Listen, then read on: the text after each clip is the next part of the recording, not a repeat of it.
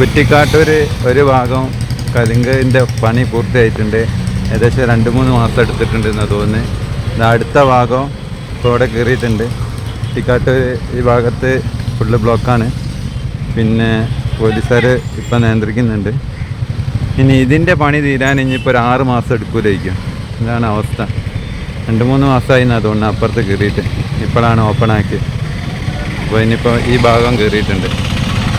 എന്നൊക്കെ അത്യാവശ്യം കുഴപ്പമില്ലാത്തൊരു ബ്ലോക്ക് ഉണ്ട്. പോലീസുകാർ നിയന്ത്രിക്കുന്നുണ്ട്. ഇതാണ് അവസ്ഥ.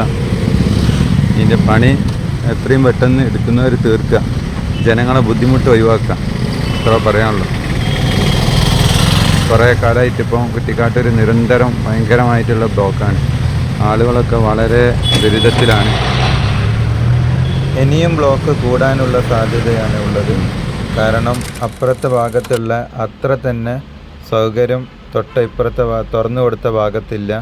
അതുകൊണ്ട് 2 വണ്ടികൾക്ക് അങ്ങോട്ടും ഇങ്ങോട്ടും കടന്നു പോകാൻ കുറച്ച് പ്രയാസകരമാണ്. അതുകൊണ്ട് പണി എത്രയും പെട്ടെന്ന് തീർക്കുക.